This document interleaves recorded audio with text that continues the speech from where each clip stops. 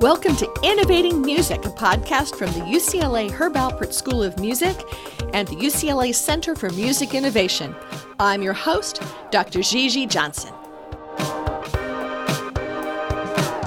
It was such a treat to talk to Siddhartha Khosla. He not only does all of the original music, create original scores, do original instrumentation, not synthesizers, with all sorts of unusual instruments, but he's working on not just one show, not just two shows. Well, I'll let him tell you the rest of the story, but very excited to be sharing with you how he takes real instruments recorded live, but not recorded where he is in his studio at times, though he performs many of the instruments, but how he combines traditional recordings and a distributed team to be creating phenomenal music for multiple television shows in this era of peak TV. So please enjoy his conversation about how he puts this all together and why this is such a great time now in his ability to create great music for great television. How do you define the work you're doing? I make music for television and film. I make the original score for television and film for various number of shows and independent films and larger films and Netflix films. So I'm basically looking at picture all day, seeing a cut, as we call it, of a particular show or film, and putting the music to support the dialogue and to support what's happening in the scene. But you're composing. Yes. You're performing. You're kind of music supervising your own stuff. You're editing as well. Well, yeah. I mean, I have. As far as like the score is concerned, I write that. I perform a lot of it. Sometimes I will write stuff for other musicians, like a cellist, for example, and This Is Us. For her, she plays on the score as well. So I will write parts for her to perform and play. But for the most part, I perform literally almost every note of the score of This Is Us with my own hands and fingers in my studio. And yeah, I produce all that music. And you're using both Western, non-Western, electronic. You're using a wide variety of tool sets that may be both traditional and untraditional? I started my career in a band, singer-songwriter of a band called Goldspot, and so much of that, being in a band for many years, you learn to create your own sounds and make records. When we made records, it was we spent lots of time creating something that was uniquely ours and original, and that's what I try to bring to these scores. And so yeah, and This Is Us. Though it's generally a very acoustic-based score. There's acoustic guitar, there's piano, there's a bunch of weird Indian. There's a couple like little weirder instruments I use, a couple of Indian instruments I use, and even a Greek instrument. So it's a pretty. It's a lot of the world is covered on the This Is Us score. Well, since I do have some folks listen to this podcast who are much more instrument diverse than I am, what are the instruments that you've been using that are Indian and Greek instruments? I use the bouzouki a lot, which is a Greek instrument, which is kind of like a Greek. It's a Greek. It's like a Greek mandolin in a way, and so I use that on the score a lot. I use a harmonium, which is like an Indian accordion, and so you hear that in the score a fair amount, especially this past season. It's I've been leaning on it a lot more. How did you end up getting to this level of multi-instrumentality, technical ability, and I mean, where did you start from with all this stuff? Well, I think the beauty of of any career, artistic or otherwise, is that you're always learning along the way. Even when things aren't going your way, even when like you're struggling to make ends meet or struggling to get your voice heard, there's a lot that happens along the way that you don't realize is benefiting you in a huge way. So when I started my band after college, and performing and playing as much as possible. I started working with other musicians who knew Pro Tools, for example, and Pro Tools is one type of software that songwriters, composers, people use to record their music. And watching someone in my band use Pro Tools, really began teaching me, the technology. And in that moment, I learned, this was many years ago, learned how to actually record my own music. And that's a valuable tool. I mean, and even before Pro Tools, I was recording on Tascam 4-track recorders, on tapes. There's a lot you can learn along the way. And that's when I was trying to get my band to break and for people to hear it and to get a record deal or whatever, all those things I was trying to do back in the. So back in the day, in the college side, were you a creative college person, a tech college person? I was not a tech college person. I was a history major, but I always sang. I sang in a cappella groups in college, and I'd been singing since I was a kid. So I mean, art and music. Music was a big part of has always been a big part of my life. In college, it was just me kind of picking up I learned to play guitar. I picked up guitar in college, and on my own kind of taught myself how to play and tried to figure out, I tried to learn other songs of bands that I liked, like learning Beatles songs or learning, Radiohead songs or whatever, that's kind of, that's what you do as a young musician. And then it took some, and then you learn technology along the way. You watch other people do it. As I mentioned, there's a band member that knew how to use Pro Tools, and I learned from him. And that was, what was that? That was 10 years. That was, how long ago was that? That's almost 18 years ago. Wow. So, I'd find time to get so wonky when we start thinking about technology. And I have kids in their 20s, and I keep saying, well, back when I had XYZ, and they're going, you had what? What was the tech that you were using for something like that? Right. We kind of learn and relearn, right, about tech. But that's a big part of it. And so when you have that as a, and again, I at the time, I didn't realize how valuable it would be for me to know that until now, when I'm scoring and composing TV shows and films where I'm on these crazy deadlines and I have to basically write and record stuff and send it back within a couple of days. Having that ability to know how to record and engineer my own stuff is a very, very, it's half the battle. And you get to engineer out of a space in your home? Yeah, I have a recording studio, and so it's kind of it's this really nicely designed recording space, and so I have all my gear here. So how did you go from being a band member who knew how to use Pro Tools and 4-track recorders to the really intriguing spot you are now in working with music for film and TV? After, I put out a few albums, my music would get played a lot on radio stations in LA, like KCRW specifically. KCRW is kind of the station that really broke my band. So I was on Morning Becomes Eclectic with Nick Harcourt, and Nick was a big, he was like a great DJ that on KCRW that helped me immensely. And so getting played on stations like KCRW brought my music to the attention of producers and directors who would live in Los Angeles and listen to that station, because that station is, I may be biased, but I think it was at least always the place where you could find the most interesting music on on radio, at least out here. It also has a listenership that also is eclectic and is looking for new music that is involved in the film and TV industry. Right. And obviously now you have stations like KCSN that are amazing, and so they're all, but for me back in the day, it was KCRW. And anyway, so, my music would get heard by all these producers and directors. And so my songs ended up getting placed in various television and films. My songs that I'd written for Goldspot for my band. So that I was on like How I Met Your Mother, or I would be on The OC, so my songs would get placed in all sorts of these really, really in content that was really helping drive, to help move artists' careers forward. Mm-hmm. So inside the industry, people started to know who I was or like what my songs were. So that's one piece of it.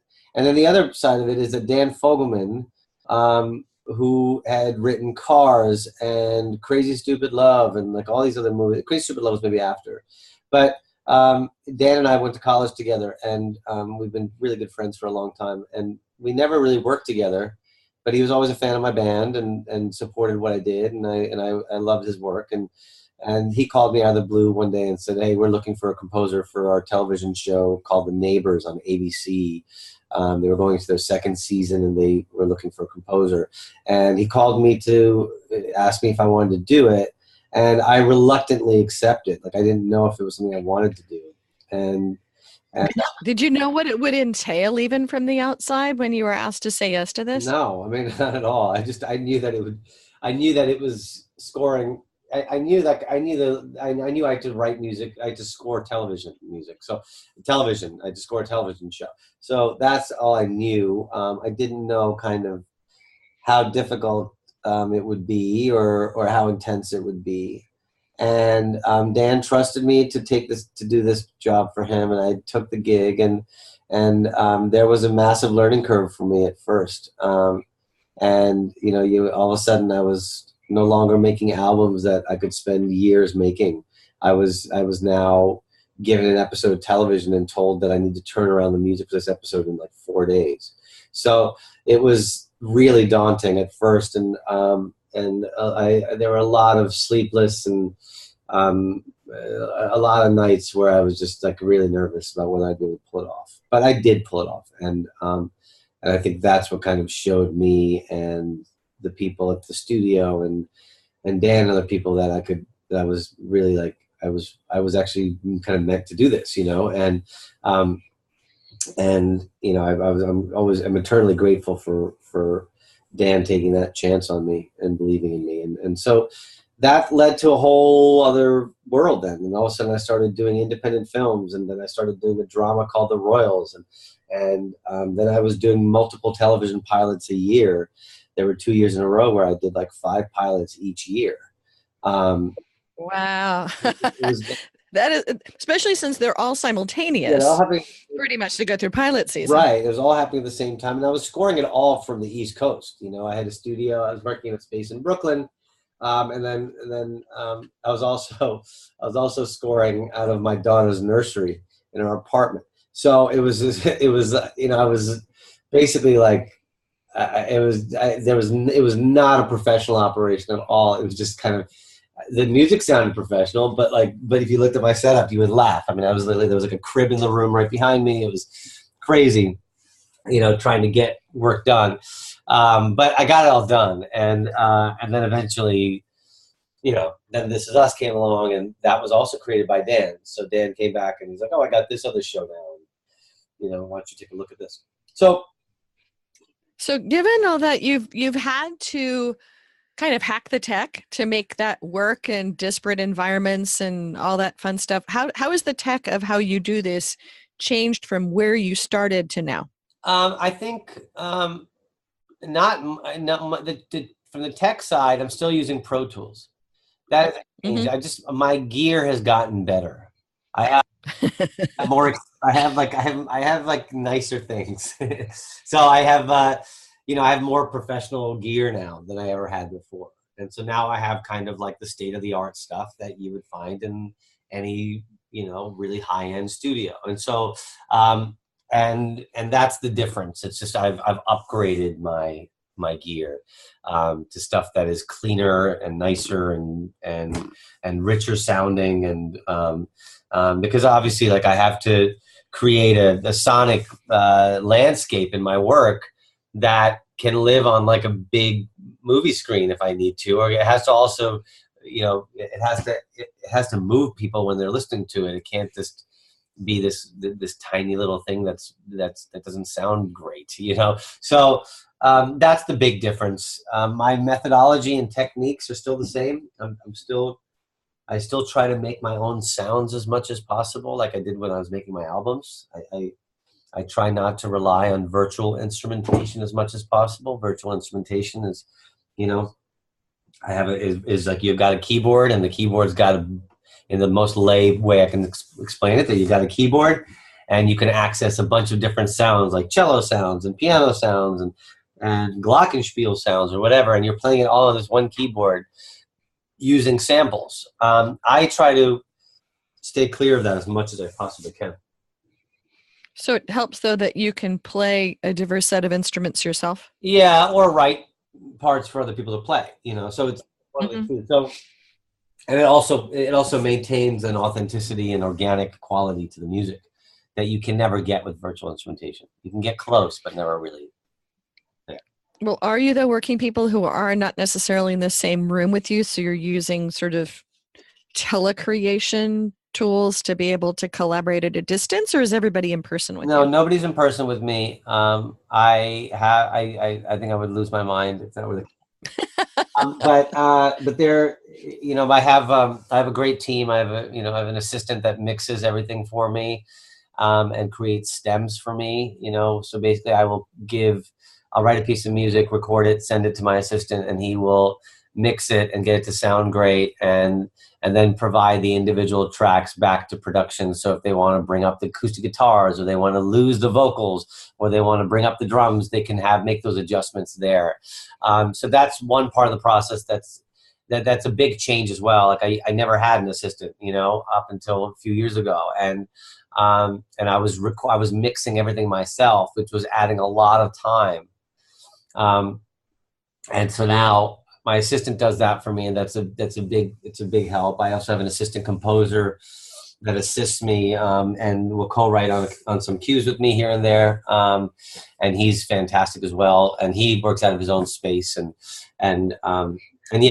Are you guys in the same time zones or not? Yes, we are. There's Okay. also a third person that's in New York, and he's in Brooklyn, and so he's in a different time zone, but we make it work. So going in the weeds slightly, but an area that I'm occasionally interested in is how do you do this securely in a world where people are hacking stuff all the time? Well, we have we exchange information and picture on secure servers. Okay. And that's kind of the requirement of a lot of the projects we work on. In my Marvel series, there's a very sophisticated system of using like Google authentication and stuff like that, and getting text messages to my phone with codes before I even log into my emails. So then there's a very sophisticated system in place. Yeah. Something of great concern for a lot of people nowadays. And I know that folks working on tracks for a long time have been working on a bunch of different technologies. But it's great that you can do a lot of things at a distance, but the lockdown on it's actually kind of important. Yeah, I think that's become a new thing. It wasn't always the case in the past. We were always just sending files however we wanted to. Now we just have to be more careful, and it's an added step, but it's worth the peace of mind. So how many different shows and projects are you working on now? I have 4 television shows that are running concurrently now. I have This Is Us, Marvel's Runaways, which is now about to start. Second season is going to start airing this week, I think, or next week, the 21st, I believe. The Kids Are All Right for ABC. I came in like kind of middle season to work on this show called Rel on Fox, and that's a comedy. I'm about to start another project for Hulu soon, that I can't really talk much about right now because it's unannounced. But that's going to be I'm very excited about that one. And I'm doing a Netflix movie right now. So there's a lot happening at the same time. So there's a little sleep and And this is seasonal work, though, in some ways, right? During the peak of production season, or in working with folks like Hulu and Netflix, does that timing change? I'm sorry, what was your question? The seasonality of the craziness. So you have a lot of things going at the same time. Are Hulu and Netflix projects then on a slightly different cycle so it spreads it? Or are you still then really hot and heavy during the core of traditional production season? Well, it's somewhere in between. It all feels like it's hitting at once, so it still feels overwhelming. But like I'm trying to think of my Hulu show. We started production in the summer, and it took us all the way through November to do an entire season of my Hulu show that's about to start airing. the Marvel's Runaways. So, that work started in July, went all the way through the end of October, right? So, but then This Is Us started in August and is going all the way through March. So there is a lot of overlap. I'd say maybe half the season of Runaways overlapped with the first half of the season of This Is Us. So, so it is happening concurrently, oftentimes. And The Kids Are All Right, which is an ABC show, that's on This Is Us's schedule, so that's happening at the same exact time. The Fox show is happening at the same exact time. So I guess the one saving grace for me about the Hulu shows is that I started working on those.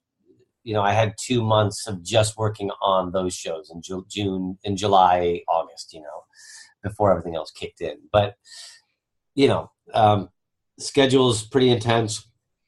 The beauty of working on the Hulu project is that we have more time. I would have on This Is Us, I sometimes have literally 4 or 5 days within which to really write all the score for a particular episode. But on Marvel's Runaways, we had a month. I mean, it was a dream. So it was a lot of time. Wow. It seems like such a fabulous treadmill you're on, that has so many things fitting into concurrent timelines. Do you have any wish list things that would make your life easier, better, faster, more creative in this sort of confluence of tools and tech that you've got wrapped around you? I think if I did less, I mean, there's part of you as an artist that, there's the band part of me, the guy that spent most of his life in a band, most of his professional life in a band, that says, well, maybe take less projects and just do the ones you really want to do, that you can, and just focus on that. And then there's the other side of the artist, which is wait a minute, I'm an artist and I'm actually able to make a living doing this. So I should kind of do multiple projects, because I don't know what's going to be around in 2 years. I don't know what's going to get canceled or what's not going to be here. And I need to support my family. Right. So there's all these, those are competing interests. So in an ideal world, I would do less projects. That would make my life a lot easier. And I would focus on, just doing a couple shows, and that I truly believed in and wanted to do. And then I would be able to put 100% into everything. Right now, I mean, I am able to put 100% into everything, but it's at the expense of spending time with my family and not going on vacation as much. So I think that would be it. Otherwise I really wouldn't change a thing. I mean, I feel very lucky also doing this. This is, I mean, I'm we're in a golden age of television, where people from film are doing television. And television is the new film in a way. It's where everyone wants to be, because there's a lot of great stuff happening and there's so much of it. I think I've heard now 4 times the past month that there's now over 500 shows in production right now. Yeah, it's nuts. I mean, there are a lot of, there's no dearth of content, and I'm grateful for that. As far as if I were to a wish list within what my current schedules are, is I wish we had more time for everything. I really wish there was more time. The broadcast schedule is just brutal. That's just, especially on a show like This Is Us, which is such an artfully, beautifully made show. It's I think it's the best, broadcast show on television in a decade. And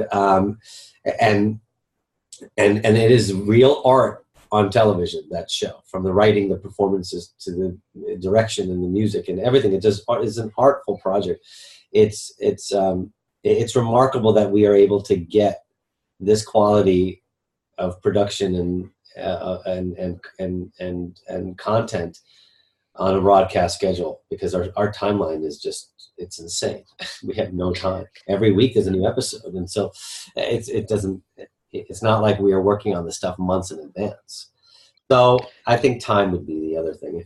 I wish we had. Well, I would say also that show is just so incredibly visible, and your work is very visible from it. Have you found that your work being so seen in that in that production is changing the way people interact with you or look at your music? Absolutely. There's no question. I mean, there's an awareness about what I'm doing that I never quite had with my band even, I had some awareness, people like knew about it and had some press here and there, but the level of engagement is very different here, because you're also dealing with like, you're dealing with two types of art converging into one. You've got the visual element of it being a show that people watch, and then there's the music inside of it, and one informs the other in a way. And so when you have passionate fans of the show like we do, they're moved by everything on the show, including the music. And so normally television music back in the day, no one really cared about it. It just went kind of unnoticed. It was just like wallpaper in the back. It just didn't do much. And now over the last several years, with the advent of all this great content, people are paying attention to every element of it, and everyone's trying to make elevated television, and not everybody, but a lot of people are trying to make elevated television, and so I think because of all that, stuff like music gets paid attention to a lot more than it ever had. So yes, I find that it's I'm getting noticed in a different way, and it's pretty cool. Anything that your current self would have wanted to tell your younger self to get more ready for this, or to be seeing what was coming up the pike, or things that you coulda, woulda, shoulda?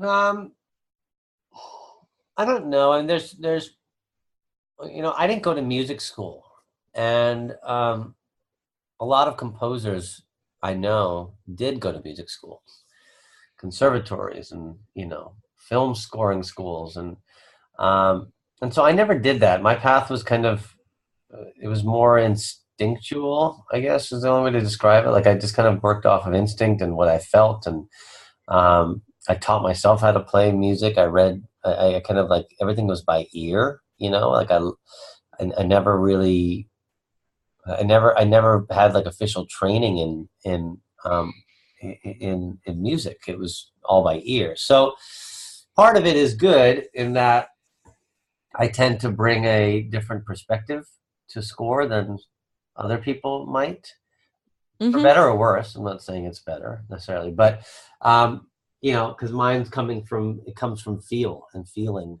and emotion, and I can feel the emotion in a scene and feel a moment and play to it just off of what my gut is telling me, and that feels really nice to do that. It feels I feel like an artist constantly, so it feels great. But maybe if I had also gone to a conservatory, gone to music school, maybe I would have had a wider breadth of knowledge too. That could also help me. I haven't felt any limit. I've never felt limited to this day, so that's a good thing. If anything, you're whatever you're unable to do. There are a million people out here that all play a part in that all are contributing in a way to the music on television and film, from orchestrators to musicians to composers. And so there are a lot of wonderful people you can also collaborate with and work with. And so that's what you learn to do when you're unable to do something on your own, and I think that's kind of like the best, most valuable lesson I've learned too, is the art of collaborating with people that are going to make your work better. If I look, well, I think that's good. I think that's a good combination kind of advice to prior self, that you didn't need necessarily to go to music school. And I say this, of course, as someone who works out of a music school, but then you're able to bring a lot of other people to the table to amplify your work. Right. And so, there are, I think ultimately the most important thing is that you are creating the best possible music you can for the scene. And there are multiple ways to do it. There's a lot of composers that also are unable to play their own instruments. that can maybe play one or two instruments, and that's their instrument, and they write for everyone to play everything else. So, you know, they might think, oh, I wish I were in a band at one point where I had to play a bunch of different instruments, you know, so I could do this on my own, you know, whereas that's something I'm able to do. I'm able to play basically anything I need on my scores, with the exception of like a violin or a cello. I can kind of, you know, or a horn, I can kind of play, you know.